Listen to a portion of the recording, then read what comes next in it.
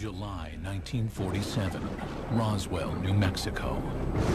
Wreckage found in the desert outside this small town is believed by many to be a UFO. The question is, are UFOs real? The answer is yes. For years, controversy has grown about what really happened here that summer night. Now, a decorated ex-U.S. Army intelligence officer has made a remarkable claim. He says that not only are UFOs real, but that the U.S. military harvested advanced technology from them. He knows this, he says, because he held the technology in his hands and saw alien bodies from the Roswell crash. The humanoid-type body came from the Roswell area where there was a crash in 1947. Why should we believe him? Because of the man that he was, the years of service that he dedicated to the United States of America, and the fact that he was considered one of the top military men in his field. Who is this person? What did he do in the past? What were the things that he has said in the past that have come to fruition? According to Lieutenant Colonel Philip Corso, he was responsible for bringing alien technology to military labs and civilian scientists. And they used it to make lasers, fiber optics, integrated circuits, night vision image goggles, and bulletproof vests. We are looking at crashed flying saucers, or ones that are shot down, and we're trying to figure out how they work. Others are skeptical that alien technology jump-started the military-industrial complex. That's a peculiar kind of lack of self-confidence in human ingenuity. I found that Philip Corso wasn't telling the whole truth about a number of things. Is Philip Corso's story the fantasy of one ambitious intelligence officer? Or does he confirm that a UFO did crash at Roswell in 1947, and that it launched a secret military program to push alien technology into mainstream development?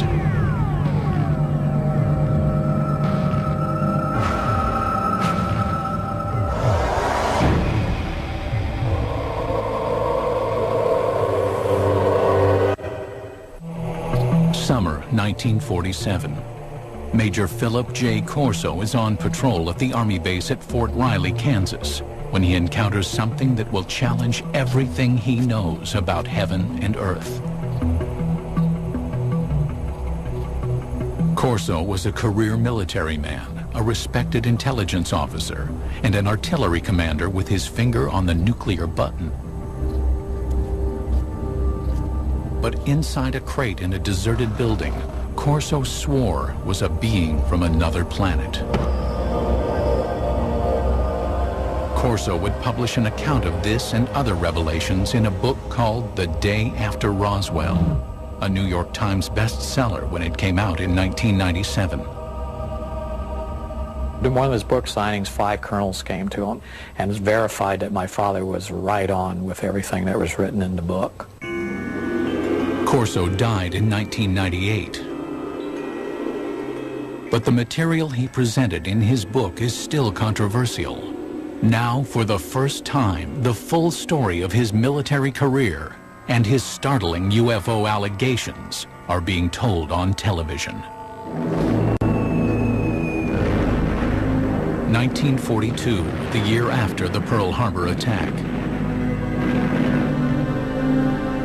Philip Corso, a small-town boy from Pennsylvania, is drafted into the Army.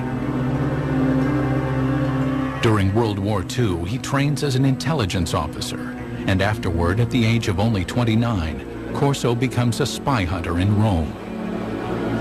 His mission, to seek out and terminate Soviet agents.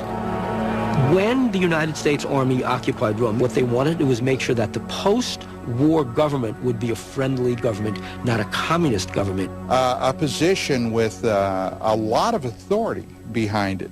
The man was regarded as an up-and-comer. By April of 1947, Corso returns to the United States for additional training at the U.S. Army's Intelligence School at Fort Riley. 3 months later, in July 1947, comes that fateful night when he claims he has the encounter that shakes him to his core. 32-year-old Corso is the post-duty officer, an assignment that puts him in charge of security at the base. That evening, Fort Riley is buzzing with rumors. 5 trucks containing debris from a mysterious aircraft accident in Roswell, New Mexico, have arrived at the base in Kansas. Corso, with his training as an intelligence officer, is intrigued by the shipment.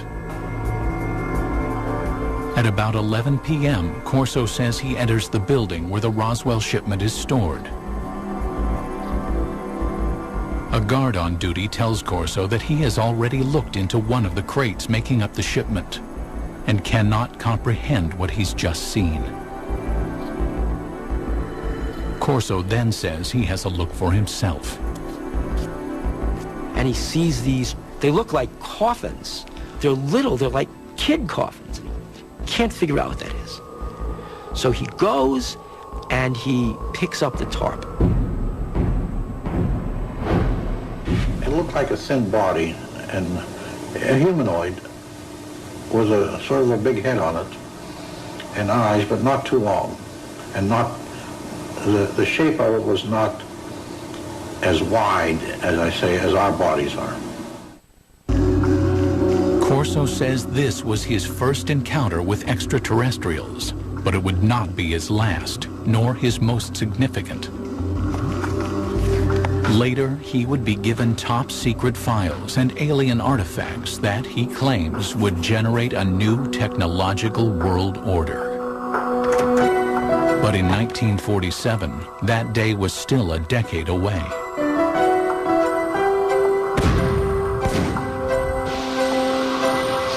The outbreak of the Korean War in 1950 puts a hold on Philip Corso's ruminations on extraterrestrial beings.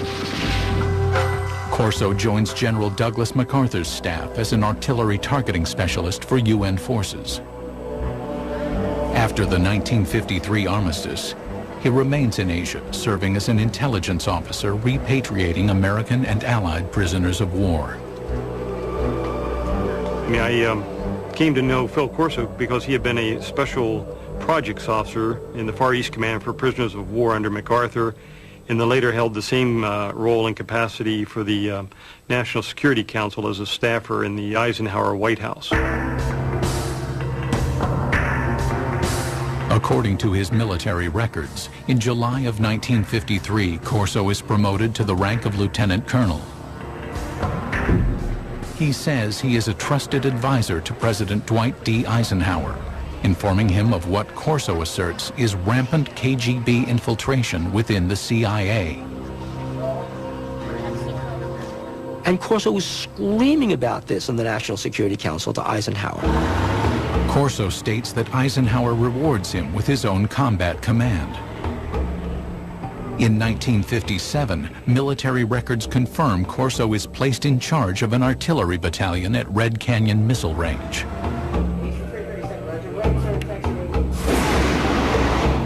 By October of that year, Corso commands the battalion in West Germany, where he develops new targeting strategies for nuclear strikes. He's shown he can do the one thing, he'll follow orders, but he's shown initiative. He had sole command of a nuclear weapons battery.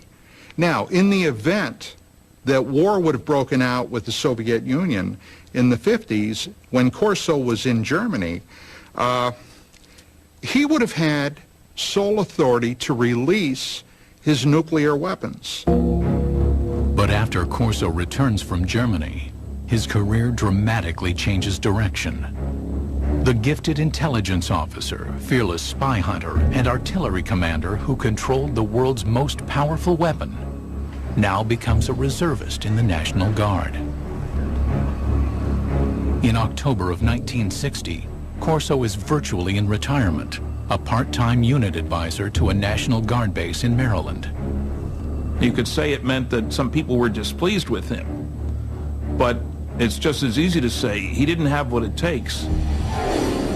But Corso's supporters believe Corso is being groomed for his most important and most secret assignment. Now there is a big green hand running his career. That big green hand is the hand of Arthur Trudeau. Philip Corso has a powerful mentor in Lieutenant General Arthur Trudeau. A West Point graduate, class of 1924, Trudeau quickly gains a reputation as a forward-thinking officer, comfortable with high technology.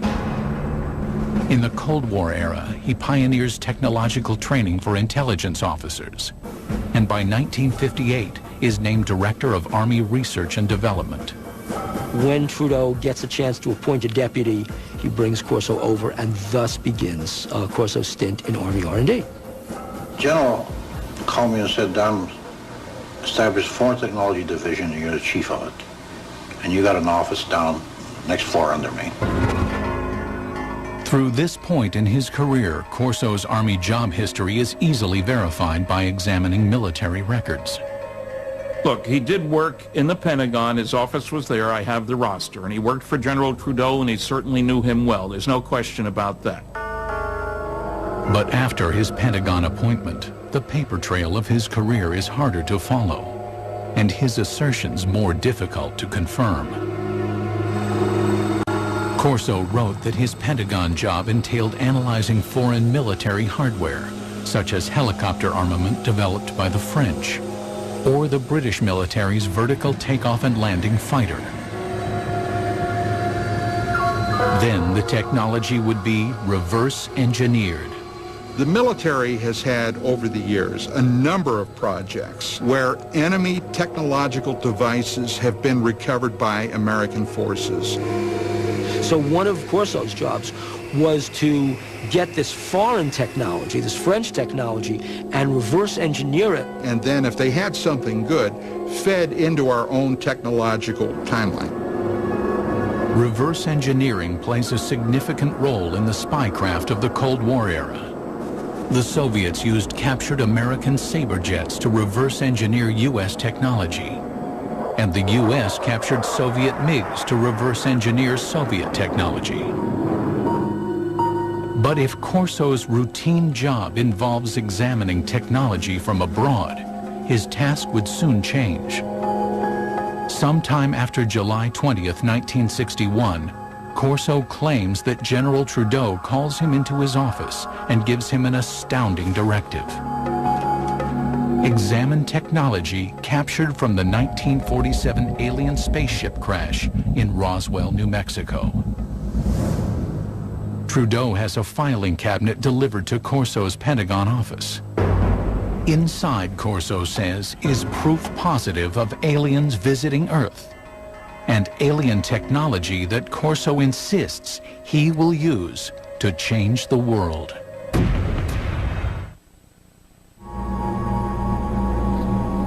In 1947, Philip Corso claimed to have seen alien bodies from the infamous UFO crash near Roswell, New Mexico. Corso's description is consistent with those who claim to be eyewitnesses to the crash. The aliens, according to these witnesses, were 4 small human-like beings with 4-fingered hands, thin legs and feet, an oversized head, and large almond-shaped eyes. These descriptions purportedly appear in these classified documents prepared by government investigators. To this day, the documents have not been authenticated.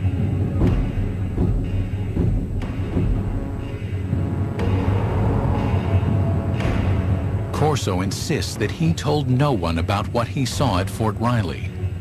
But in the summer of 1961, the 46-year-old lieutenant colonel is assigned to a Pentagon project that will force him to recall his eerie experiences. He was assigned to the Army's research development at the Pentagon. Once again, a position with a lot of authority. His goal? To advance U.S. military superiority by a factor of decades. We had enough sense to push it. We had the organization, and we had the money, and we had the brains to do it, and we did it.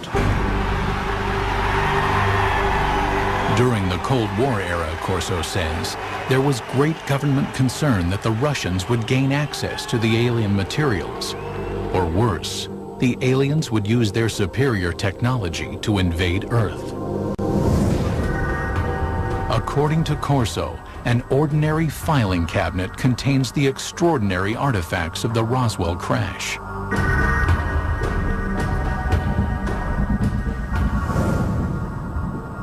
A piece of super strong metallic cloth. Corso contends it may have protected the alien pilots in their spacecraft. A tube that appears to shoot a searing red light. Corso thinks it might be a surgical instrument or a weapon. An alien-made headband that, according to his military reports, might have been used to transmit thoughts or control the alien craft.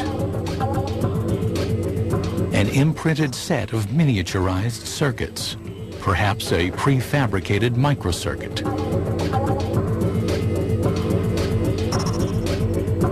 A flexible wire that might have transmitted light through its interior. And a lens that could allow anyone to see in the dark, supposedly taken from the eye of an alien being. To better understand the puzzling contents of the filing cabinet, Corso claims to immerse himself in classified government documents reporting on alien technology supposedly found at Roswell. According to the reports that Corso claims to have read, some of the world's foremost scientists, men like Wernher von Braun and J. Robert Oppenheimer, have access to the Roswell crash site. Corso says that Lieutenant General Trudeau greenlights him to assemble his own A-list team. You will put on that team anybody that you want. Engineers, scientists, and even I told the Germans. Told them I'll take a couple of Germans too, in addition to the U.S. scientists. Corso claims that based upon his close readings of the Roswell reports, he developed his own theories about how the alien craft may have functioned. What Corso said was that the spacecraft had a way to jump. It didn't fly from wherever it came from to here. It jumped.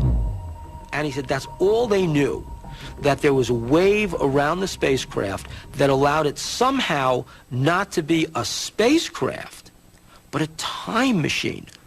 And the reason is that to travel the kinds of vast distances it had to travel, it had to leave what we understand in physics as a space-time continuum, drop out of that, and suddenly reappear in a new spot. In Corso's personal notes are sketches detailing his concepts. Corso speculates that the alien craft is navigated by a mind control interface fitting the alien cranium. It seemed as though by revolving the headband around the alien brain drawings, you would match up the pickups on the headband with various parts of the alien brain. His background research complete, Corso maintains he is ready to move on to the next phase, distribution. He will hand off the alien technology he says comes from Roswell to appropriate defense contractors for development. Try to imagine what would happen if a spaceship crashed on Earth and there was a fabulous piece of technology and somebody like Corso pulled it out and gave it to research labs and said, here guys, figure out how this works. The result, Corso maintains, will lead to a complete reconfiguring of the world's most advanced technologies.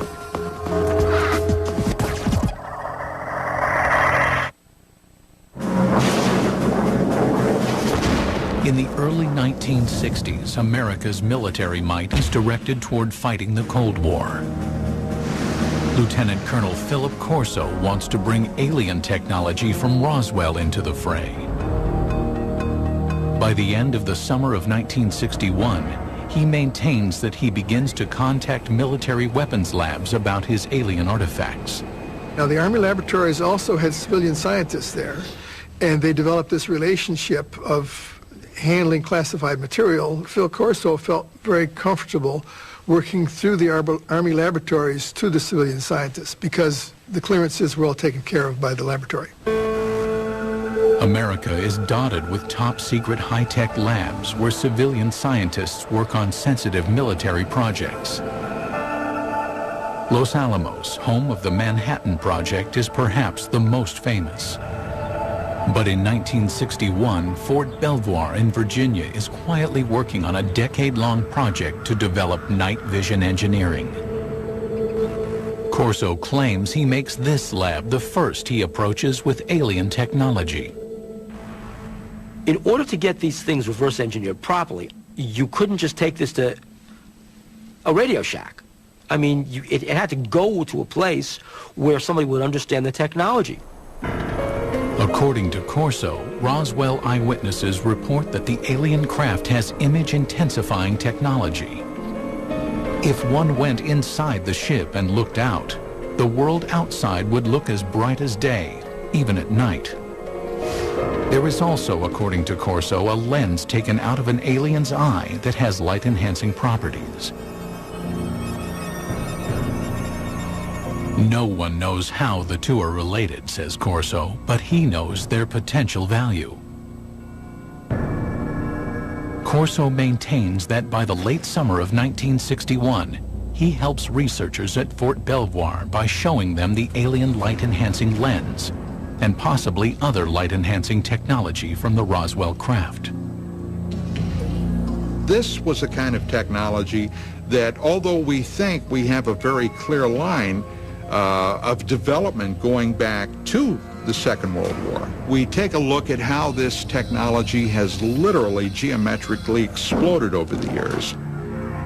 Now, can this be attributed to this technology that was picked up at Roswell, according to Corso? Well, according to him, it can be. Corso says he wasn't able to further develop the alien mind control interface. His theory was that it would only function with an alien brain. But this momentary setback, he claims, didn't forestall development of another Roswell artifact, an imprinted circuit of mysterious design. We also had a little charred chip. Small thing, maybe 3/8 of an inch square, 2 threads coming out, and a little window in the center with thin wires. These came from Roswell. We didn't know exactly the function of these integrated circuits, but we suspected that these were circuits, electrical circuits. Corso asserts that he brings the object to Bell Labs, which had developed the transistor 14 years earlier. He says scientists there were able to analyze and later recreate the alien microchip. What would happen if something like that were to occur? Well, what would happen is, in a very short time, the world would be transformed radically. There's no doubt that after the development of the integrated circuit in the early 1960s, the world is transformed. Electronic devices from the cell phone to the laptop computer become reality. Corso claims the Roswell microchip was supposedly damaged from the crash, but that in his possession is another alien object, this one apparently fully functioning.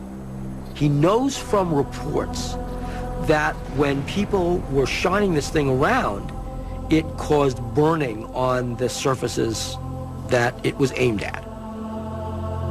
Corso says he reads classified military reports speculating that the artifact from Roswell, apparently capable of burning holes in walls, is some kind of cutting tool, perhaps used for surgery. At Hughes Aircraft from the late 1950s into the early 1960s, researchers have been working on what would become the first laser tracking and targeting devices for military aircraft. But engineers have run into a snag in their efforts to create a practical device. That is, Corso asserts, until he shows them the alien cutting tool. It did accelerate after 1960-61 because people figured out new ways to make lasers. And as the science advanced, the engineering advanced. Corso's filing cabinet reportedly contains another treasure from the Roswell trove. It was glass tubes. And they emitted different color lights. And those were sent to Bell Laboratories. From that was one of the greatest advancements I think we have today, came out in fiber optics. Many UFO researchers theorized that the spacecraft had no wiring because it was fitted instead with fiber optic cable. Transmitting information with light happens to be an old technology. It dates back to one of the pioneers of the telephone, Alexander Graham Bell, who experimented with a device he called the photophone in 1880. Most people have never heard of it, but back in his day, serious scientists thought that the photophone was a more impressive invention than the telephone. The photophone was a way that you could transmit a voice signal over a beam of light. Corso's research tells him that data transmission via light had failed because scientists could not direct a beam of light around corners. But Corso contends that the Roswell artifacts might hold the answer. They were looking at this glass fibers and say, wow, the light actually turns a corner. How can light go in curves? And then they concluded the reason for that was because it had a cladding wrap on it. The cladding was the key discovery you had to make in order to make fiber optics work. Although it would not be until the 1970s that fiber optics were in general use, UFO researchers believed that the cladding wrap on the alien artifact, an outer covering on the fiber that guided the light, made it possible for earthly fiber optics to advance.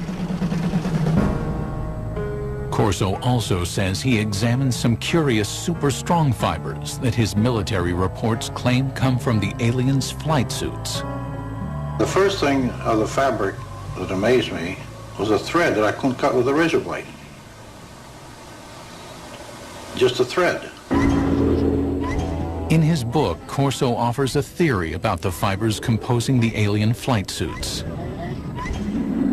The alien bodies, probably the more vulnerable aspects, were protected from what had to be incredible energies by the super tenacity of the fabric, which somehow formed a shield. And Corso said they didn't put these on, they were woven around them. In other words, they spun them like a cocoon. According to Corso, he wonders if these super strong fibers could be developed into super strong bulletproof shields for law enforcement and military use. Corso said that the Army tried to bring it to the University of Colorado to try and fabricate this technology. The mid-1960s saw great advances in super strong fabrics that used polymer technology, the type of molecules that Corso claimed were present in his alien fabric. In 1965, Kevlar was invented, a fabric that would be used in bulletproof vests. More proof, according to Corso, of the impact of alien technology. There's no denying that the period Corso works in the Pentagon coincides with a period of rapid technological growth in the United States. Corso's supporters say alien technology played a role, but others see things very differently.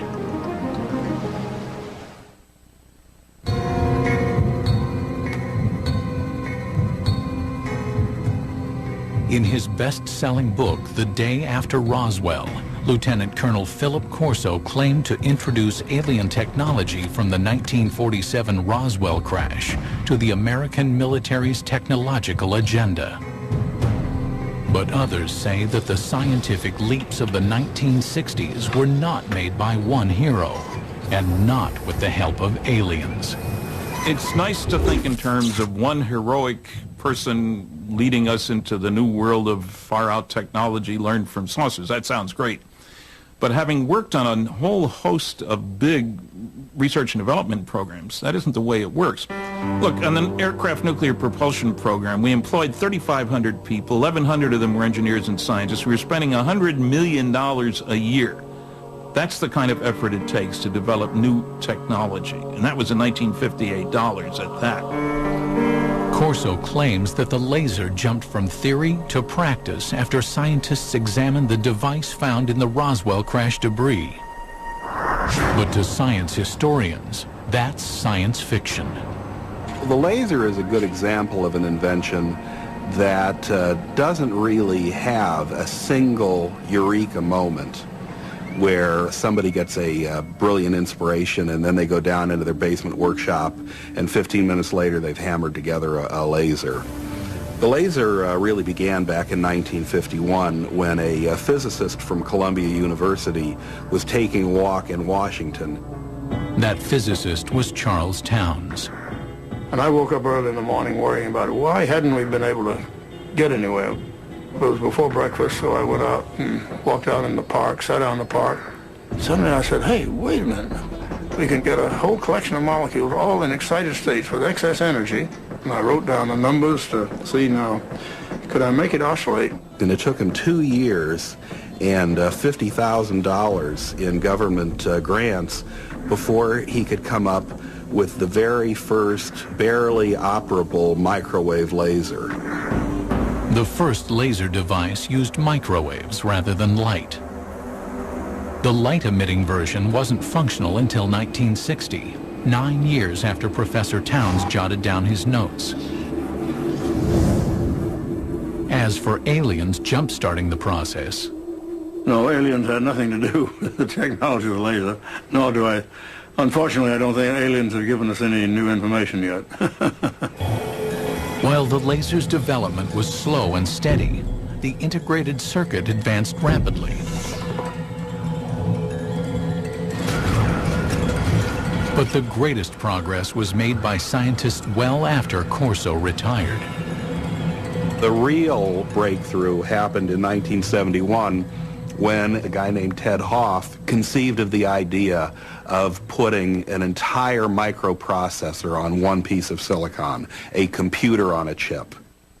Basically what happens in an integrated circuit is that you are controlling the flow of electrons, or actually in some cases the absence of electrons. Ted Hoff, known as the architect of the microprocessor, started working on integrated circuits in 1968. Hoff disputes Corso's claim that an alien chip captured from the Roswell crash made an earthly version conceivable. If you have a crash scenario, there's presumably damage done, and that damage may make the device even harder to analyze. And even if you had the device, you'd really want a context. If you had seen this device in those days and had no context to put it in other words, what's it used for, you'd even have less chance of understanding it. Hoff also says that to reverse engineer an integrated circuit, as Corso claimed happened in 1961, you would need a scanning electron microscope, which was not invented until 1966.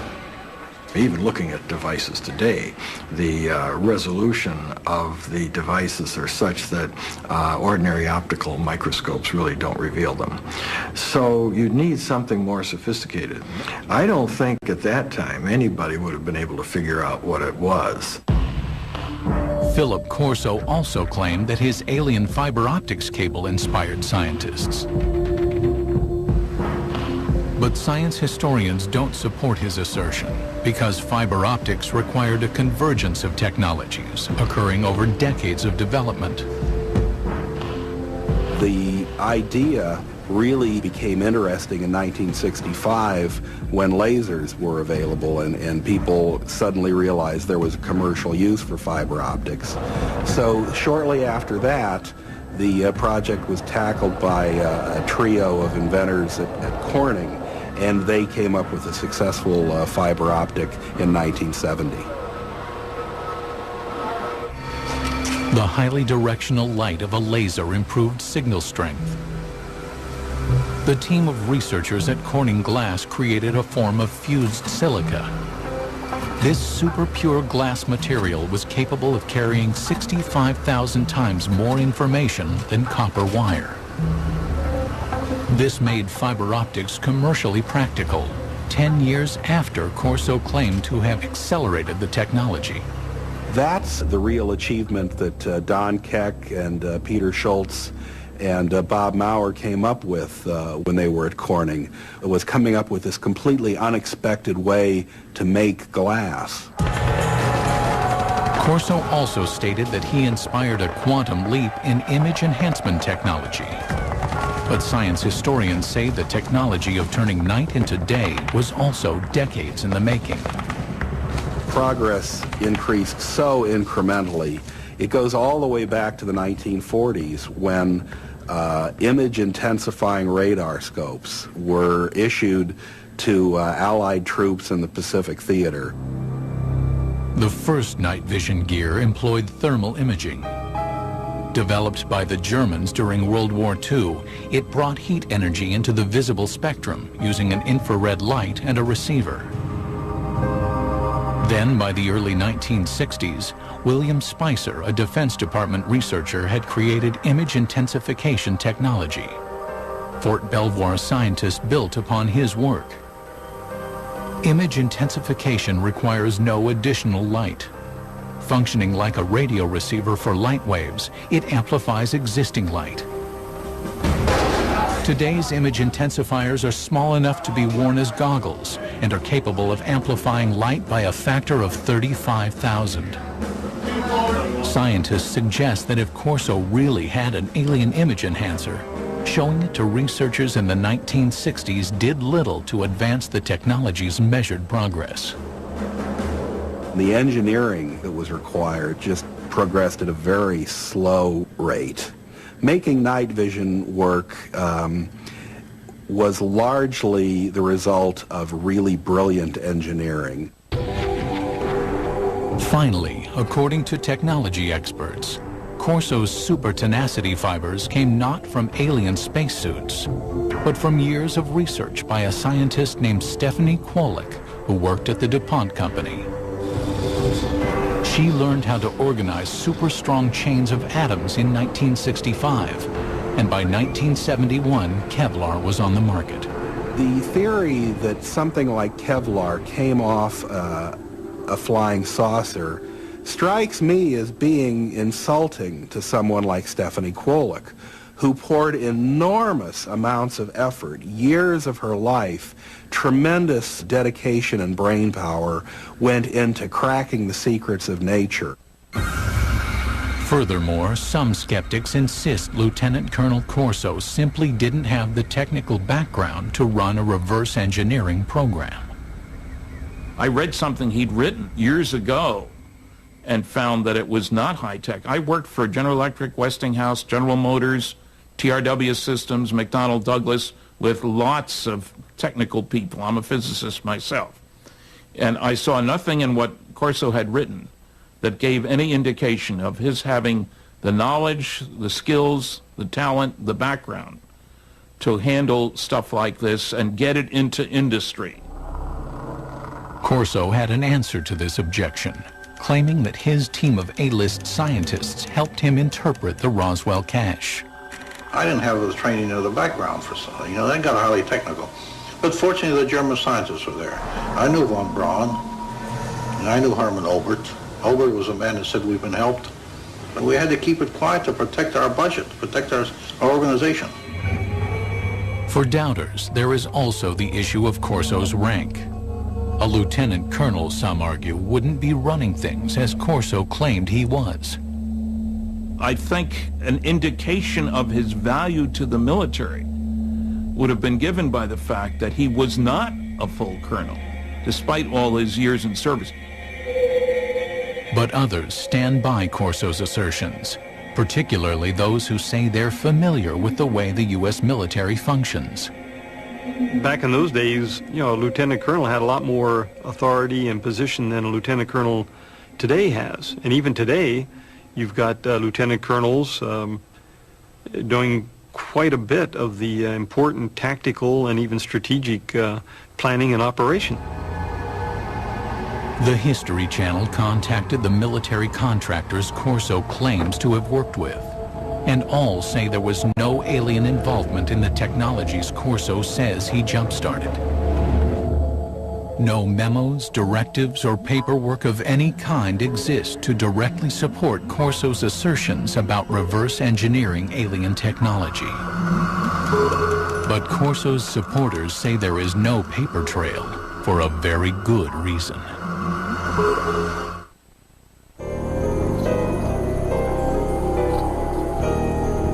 Among those who believe there was an alien crash near Roswell, there is consensus on one concept. The U.S. government systematically suppressed the truth. The government of the United States and other governments around the world have gone out of their way to keep that wrapped up inside a riddle that's smothered by an enigma.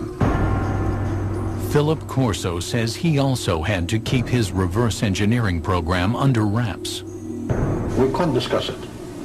We made a decision. It cannot be discussed outside of us. We're doing good. We have the authority, we have the money for our R&D projects. Well, that's fine. Let's keep it that way. Let's not get mixed up in the murky area of whether they exist or not.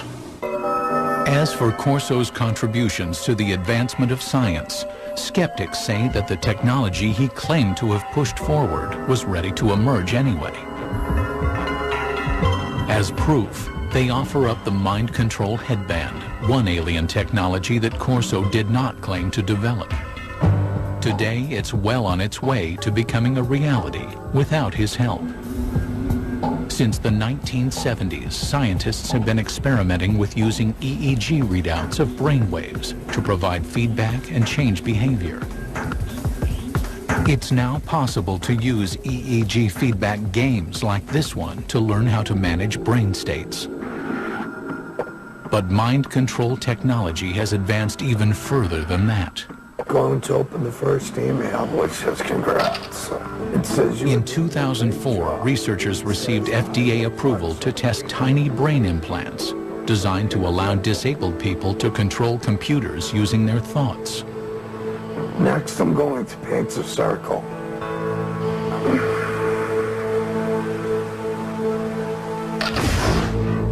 UFO researchers say the government's supposed cover-up may forever obscure the facts of Roswell, and therefore also obscure the truth about whether alien technology played a supporting role in the development of fiber optics, super-strong fabrics, lasers, integrated circuits, or battle-ready image enhancement.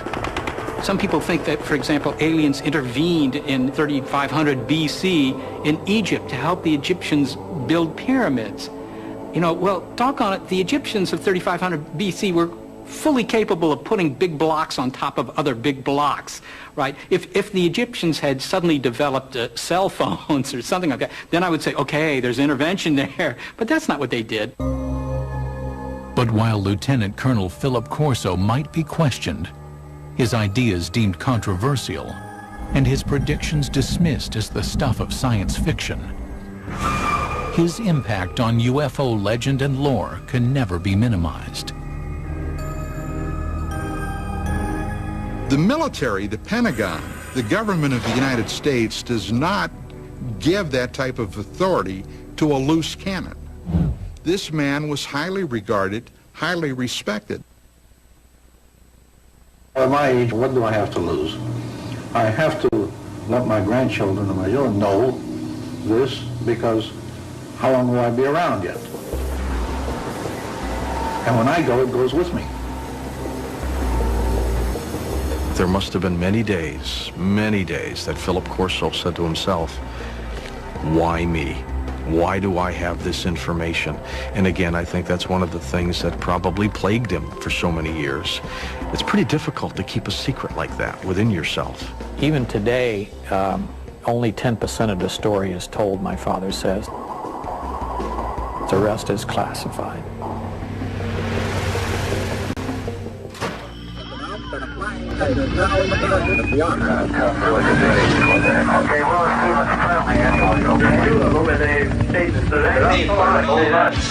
Oh my God, I know that's a plane. Oh Jesus, please be a plane. What the hell was that? Midway across the perfectly circular disc.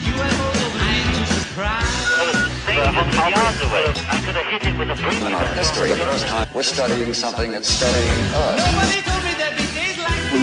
Something fired a beam of light during a circle, you can imagine, circling our warhead. Fired another warhead.